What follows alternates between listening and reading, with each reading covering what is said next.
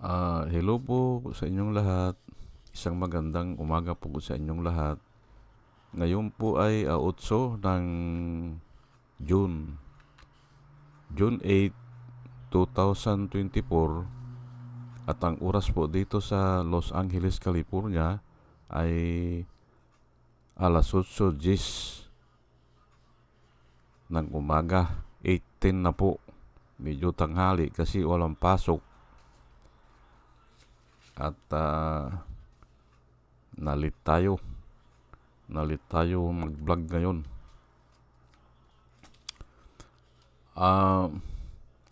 Ang tatalakayin ko po ngayon ay patungkol dito sa sinasabi ni Benny Abante.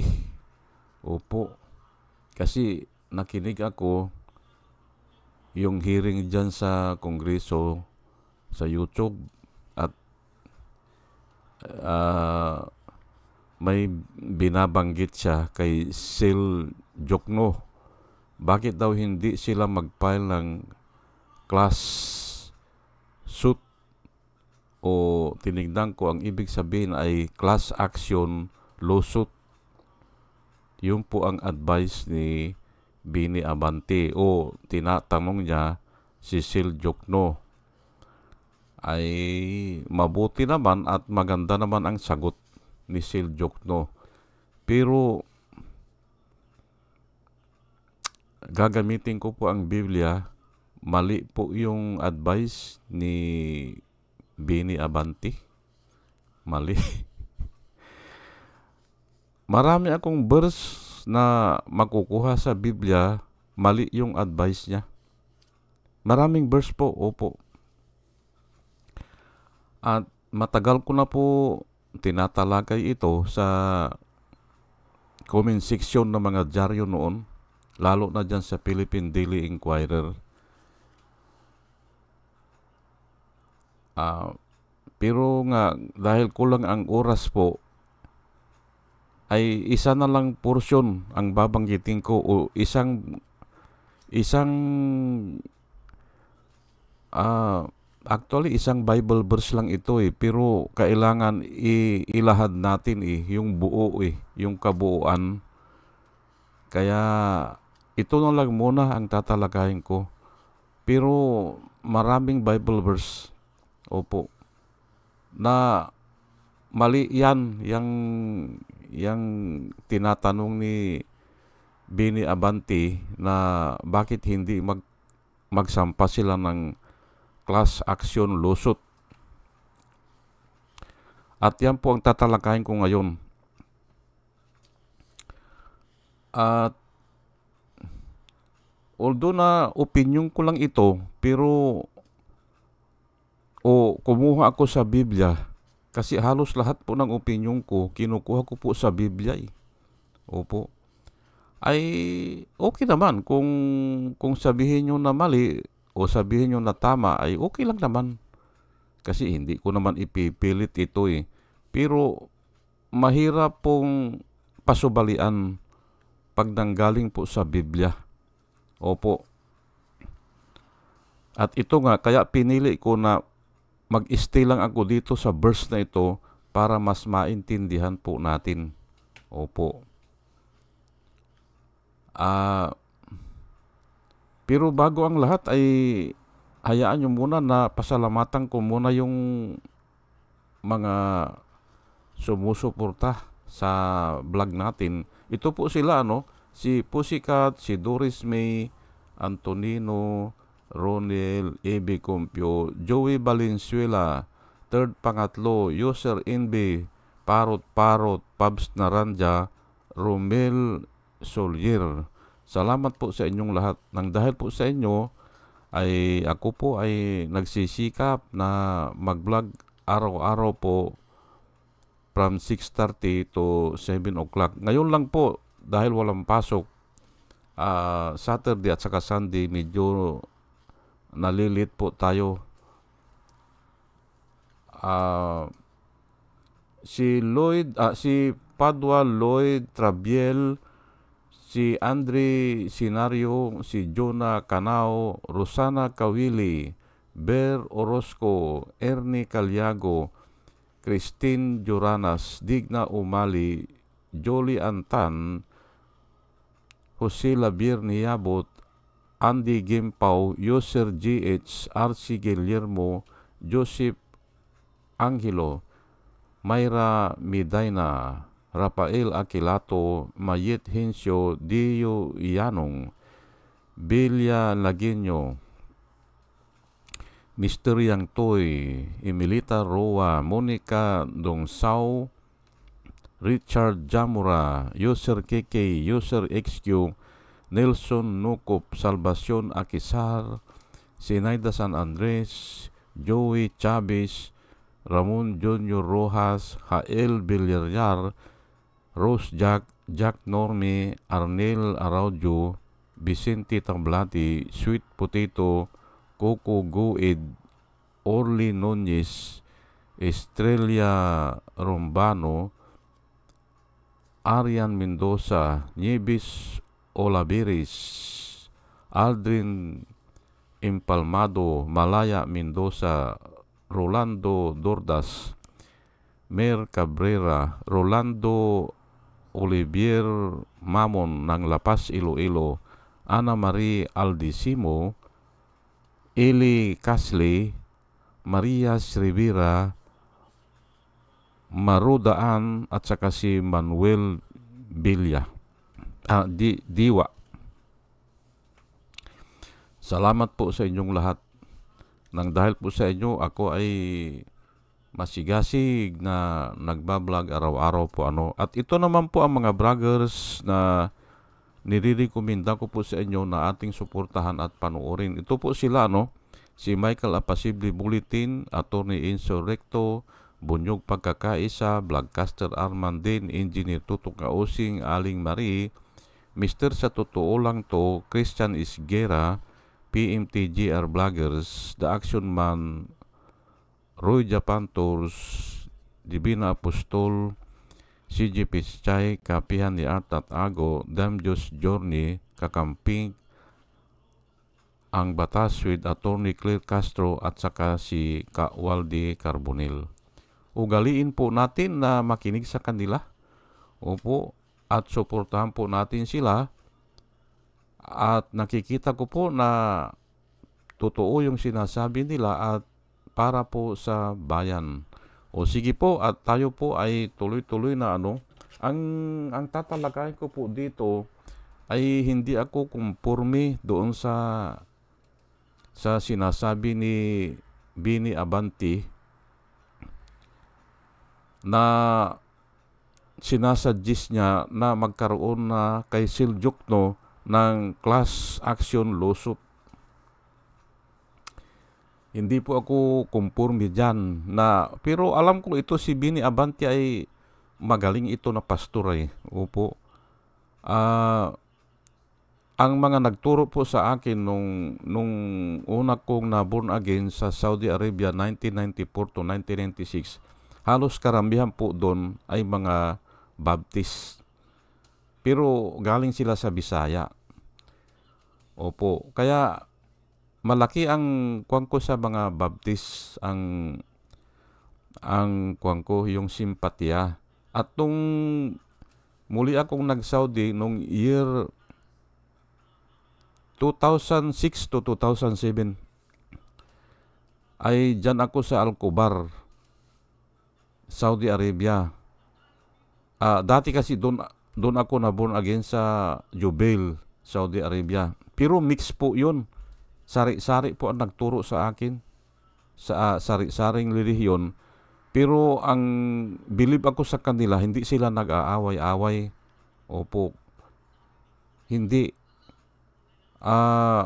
Nagtulong-tulong sila para yun nga, turuan kami.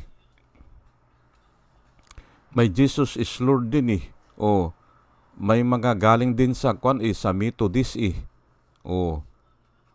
Pero mas marami talaga ang galing sa Baptist. Ngayon, nung nag-Saudi ako ulit, nung 2006 at saka 2007, naghahanap ako dyan sa Al-Kubar ng yung simbahan na makuang ko na born again ay wala akong makita, ay sumama na lang ako dito kila Bini Abante dyan sa yung grupo nila, mga Baptist. Okay naman. Kaya alam ko naman na okay ang turo ng mga Baptist. Opo. At sila ang pinakamalapit din sa katotohanan. Okay, pero pagdating po dito ay sorry po pero hindi ako conforme doon sa sinasabi niya. Ito po ang dahilan basahin ko na po 1 Corinthians 6:1 o chapter 6 verse 1 hanggang 7. Babasahin ko lang po at hindi po ako aalis dito. Pero ikikwento ko muna para mas madali natin na maintindihan.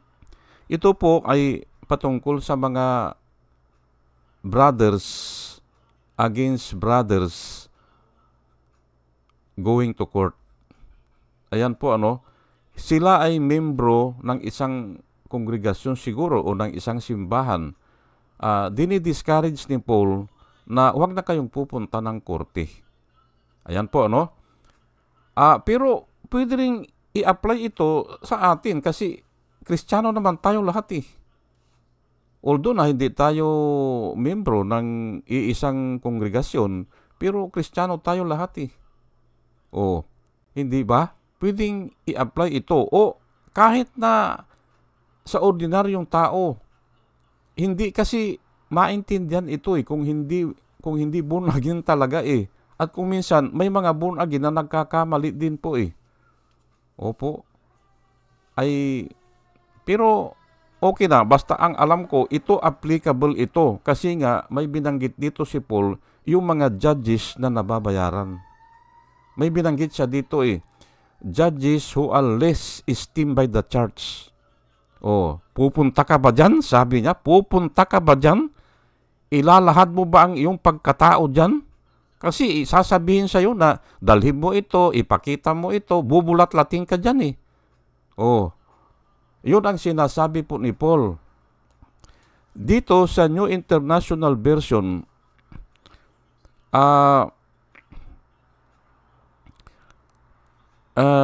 dito yung judges dito is scorned by the church. Is scorned. Kinasusuklaman o kinakastigo. Pupunta ka ba dun sa judge na yan? Ayan po Iyan po ang tema ng sinasabi ni Paul.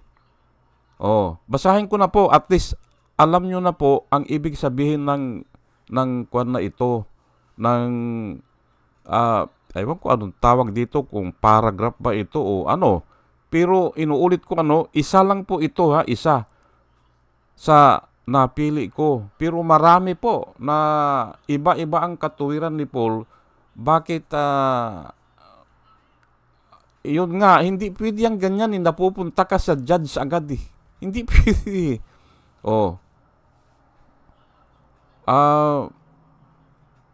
Titignan ko kung matalakay ko pa sa susunod basahin ko na lang ito If any of you has a dispute with another, ibig sabihin brother to brother ito iisa ang kongregasyon nila. Do you dare to take it before the ungodly for judgment instead of before the Lord's people? Ayan po. Yan po ang pauna niya. Bakit nyo dinadala ang kaso nyo sa mga ungodly people, yung mga judges, para maintindihan na natin, hindi ba? And instead before the Lord's people. Ibig sabihin sa pastor o dun sa mga elders. Siguro baka dyan sa kapitan, hindi ba? O kaya baka dun sa iginagalang natin sa ating mga yung hukom tagapamayapa. Ganon. O kahit na sa isang lugar na mayroong iginagalang na tao, pwede na naman Hindi ba? Pero dito, to the Lord's people. Or do you not know that the Lord's people will judge the world? Opo, totoo po yan. Yung mga taong ligtas, sa katapusan po o sa wakas po ng panahon, buksan mo na lang mo, nagbablog na ako, hindi kita mabuksan.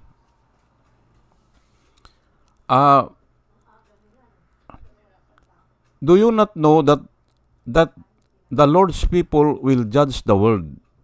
Totoo po yan. Magiging judge po yung mga taong ligtas sa katapusan ng daigdig. Sa paghuhukom po. And if you are to judge the world, ibig sabihin, yung mga taong ligtas, mag-judge po yan. And if you are to judge the world, are you not competent to judge tribal cases or small issues? Napakaliit na bagay lang yan ang sinasabi ni Paul. Do you not know that we will judge angels?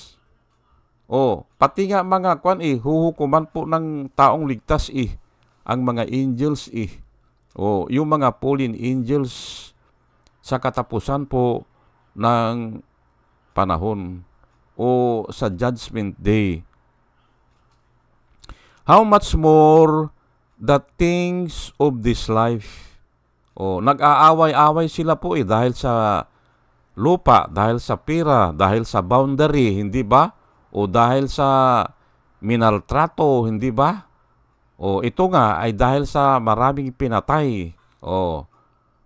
Hindi ba? How much more that pertains to this life? Yun nga, Therefore, if you have dispute about such matters, do you ask for a ruling from those whose way of life is scorned in the church? Ayan nga, inulit na naman, kanina binanggit na yung ungodly judge, mga judges. Bakit ka kanya pupunta dyan, hindi ba? Yan ang rason ko inulit ngayon dito, do you ask for a ruling from those whose way of life is scorned by the church? Or sa iba po translation, kasi ito New International Version po ito Sa iba po ang tawag doon ay less esteemed by the church. Hindi po nirerespeto ng mga tao. Tanungin ko po kayo, makakita kayo ng judge na mukhang pira, magsisimba. Hindi ba pinag-uusapan yan? Ayan na ang mukhang pira. Hindi ba? Pinag-uusapan po yan. Kaya tama po nakasulat dito, do you dare to bring your case to the judge who is less esteemed by the church? Iyan po ang rason ko dyan. Bakit pinipilit ni Bini Abante na dalhin ang asunto, dalhin sa korte? Mali po yan. Kung sigurado kang talo ka, at yan na nga ang ginagawa po ng maraming tao na nakausap ko patungkol dyan sa namatayan sila. Opo. Hindi na kami punta dyan sa judges, sa korte, sabi nila. Tanungin nyo po yung mga namatayan. Hindi na sila kasi naniniwala na mayroong hustisya. Hindi ba? Ay ang pumatay ay mga pulis. Ay sino mag-imbestiga? Ay mga pulis. Ay sino ang nagsugo? Ay si Duterte. Ay paano yan? Ay yung mga judges takot kay Duterte. Hindi ba? Kasi itong mga hinayupak na mga itong mga legislative na ito, sumalib na sila kay Duterte. Tinalakay ko na po yan nung isang araw, yung about dun sa mga Pugo senators. Yung mga Pugo senators, sumanib sila kay Duterte tinanggal nila si De Lima sa chairman ng Blue Ribbon Committee. Tinanggal nila.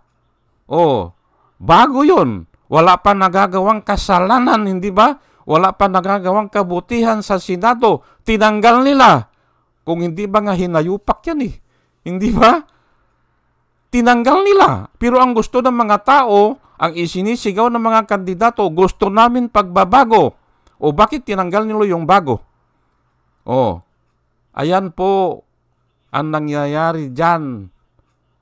Kaya natatakot po ang mga huwis. Kaya natatakot po ang mga maestrado natin. Kasi nga, sira na yung isang, malfunction na po yung isang yung isang sangay ng gobyerno, yung lehislatibo. Hindi ba? Sumasanib sila kay Duterte. Ayan si Pacquiao, hindi ba? Born again yan. Yan si Joel Villanueva, born again yan. Ay bakit lahat ng gusto ni Duterte, pinapaboran nila? Kaya ako, in doubt na ako dyan sa pagka-born again ni ni Pacquiao at saka ni Joel Villanueva. Si Joey ba yan o Joel? Villanueva, hindi ba? Ay puro pabor sila kay kay Duterte Ituloy lang po natin ha. Ang tinatanong po dito, do you ask for a ruling for those whose way of life is scorned in the church? Ayan nga, hindi ba? I say this to your shame. Para ipahiya kayo, sabi ni Paul. Sinasabi ko ito para ipahiya kayo, sabi niya. It is possible that there is nobody among you wise enough to judge a dispute between believers. Ayun, tinatanong po ni Paul, wala na ba kanyang competence sa inyo? Wala na bang mahusay sa inyo para maging tagapabagitan? Hindi ba? But instead, one brother takes another to court, and this in front of unbelievers. Ayan po. Hindi ko na i-explain yan kasi self-explanatory naman po The very fact that you have lawsuit among you means you have been completely defeated already. Ayan po, hindi ba? Ay ang hirap po kasi New International Version po ito Ang ibig po sabihin dito, the moment you present your case to the judges who are ungodly or who are less esteemed by the church, you are completely defeated. Yan po ang sinasabi ni Paul dito. Ay oo nga naman, hindi ba? Ay simpre babayad ka doon, hindi ba? Ay kung wala kang pambayad dahil mahirap ka, wala kang mahusay na abogado dahil mahirap ka, you are completely defeated. Labanan nyo yan. Hindi ba? Kaya itong suggestion ni Bini Abante ay mali ito. Nakikita kasi ng mga tao tanungin natin ang mga tao, naniniwala pa ba kayo na kaya nilang ibilanggo si Duterte ng mga judges natin noon? O kahit na ngayon, mahihirapan yan. Kaya ang kwan na lang nila, ang pag-asa nila ay ICC. Yun po. At yung iba ay sa kwan na lang. Sa Panginoon na lang. Opo, doon na lang sila umiiyak. Sa gabi, pag naalala nila na pinatay yung asawa nila o yung anak nila nang walang kalaban-laban, na hindi naman gumagamit ng droga, na isama lang sa kuta, hindi ba? Dahil may kuta yan sila o may bayad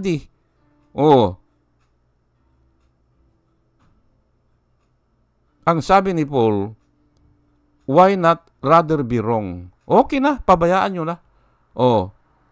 Why not rather be cheated? Ayan po. Yan ang katanungan ni Paul. Kasi may Diyos po gaganti po ang Diyos. Hindi ba?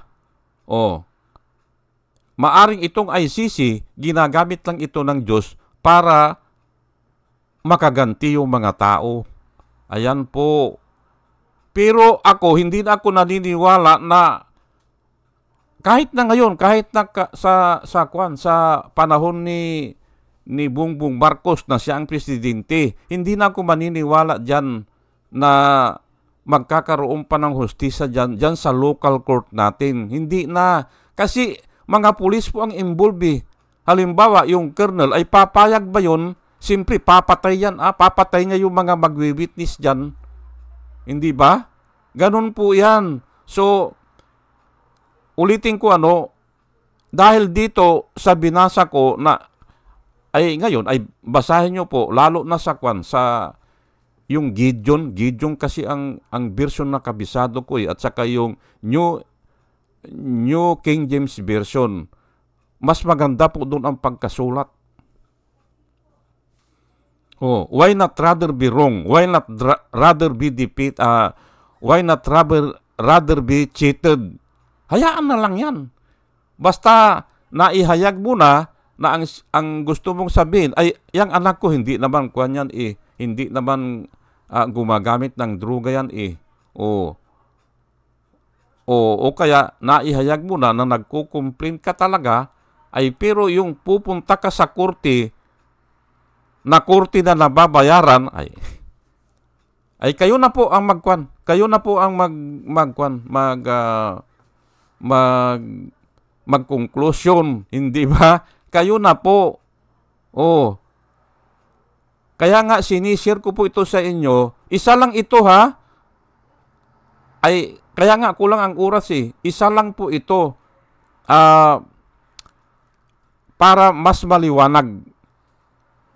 Pero kung gusto nyo po, mag-request kayo, sabihin nyo pa sa akin na kung ano pa yung mga ibang katuwirang na nakukuha ko sa Biblia.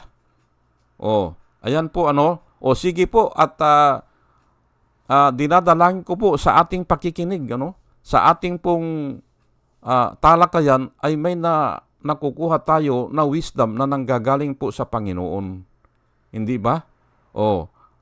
At totoo po yan kasi alam ng mga tao, karamihan ng judge ay nababaya o tumatanggap po ng suhol.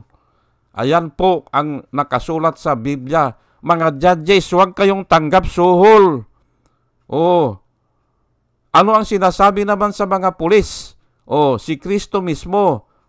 Tinanong siya ng mga pulis anong gagawin namin para masave kami? Makontento kayo sa mga sahod nyo. Very effective po yan kasi nga totoo po nangyayari Yung mga pulis ay hindi nakukontento sa sahod Yung naman mga judges tumatanggap naman ng suhol. Paano ka magkakaroon ng hustisya dyan? Na sila mismo ang mga involved, di ba? Sige po at muli ay isang magandang umaga po sa inyong lahat. Hello po sa inyong lahat, mga kababayan, mga minamahal. Hello po sa inyo at salamat po sa inyong pakikinig. Salamat po ng marami. Salamat po.